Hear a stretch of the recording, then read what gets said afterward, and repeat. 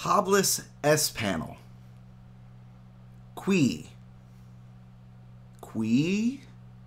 That means what? I'm learning Spanish so I can talk to Orb 3000 at the Big Android Barbecue. I'm azrienoch and this is XDA Developer TV.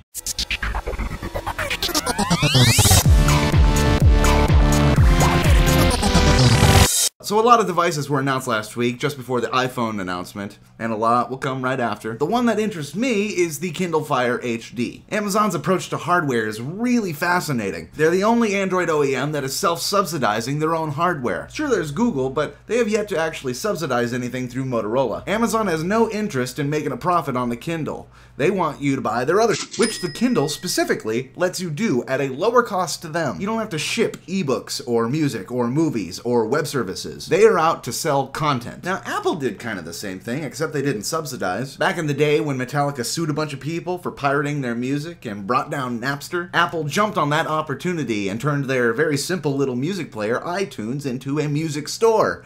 Capitalized on all that fear. And then they started making more and more hardware where people could access that music that they bought legally in more places. Getting away from your computer.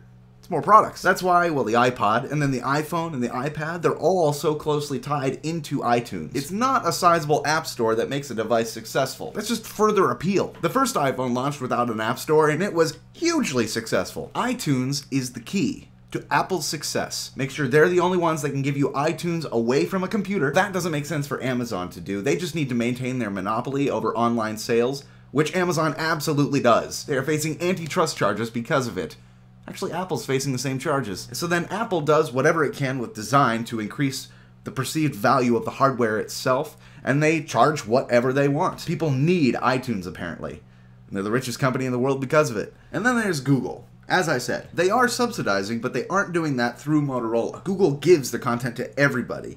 Motorola has no advantage there. I mean, Google could operate Motorola at a loss, but that would piss off all the other Android OEMs. That's actually why the OEMs were all upset when Google first announced that it wanted to buy Motorola. It wasn't about faster updates or inside information or favoritism. It was about subsidizing content. I mean, who wants to be undersold by their own partner? It's why they end up doing the Nexus devices with everybody else. And of all the other OEMs, Sony is the only one that's really set up to sell their devices for exclusive content.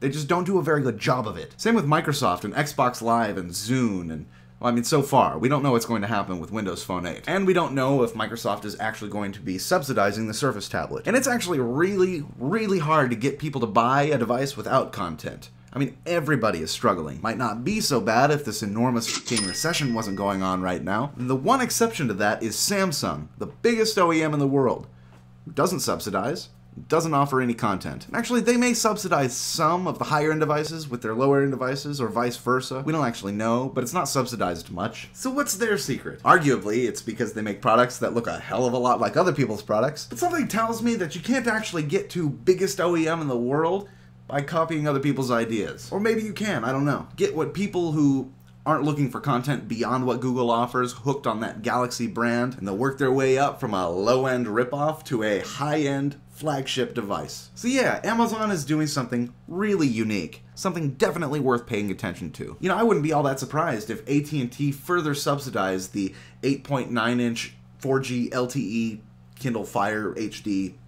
Jesus Christ, that's a long name. I mean, what's AT&T got to lose? Spend $200 on an account that's going to make you over $2,000 in 2 years? That's a good investment. Now, last year when the original Kindle Fire came out, people touted it as Android's last chance on tablets. And I think it absolutely lived up to that. Now there's the Nexus 7, subsidized, pretty successful, and I don't think that would have happened if Amazon hadn't shown Google how to do it. Apple is looking to make the iPad mini, keep the price low, and that also probably wouldn't have happened without the Kindle Fire. You know, me saying that is going to piss off some Apple people, but what reason does Apple have to make an inexpensive device? Qui, come at me, bro! Kindle Fire is a pretty respectable device. So again, I'm azrienoch, and this is XDA Developer TV.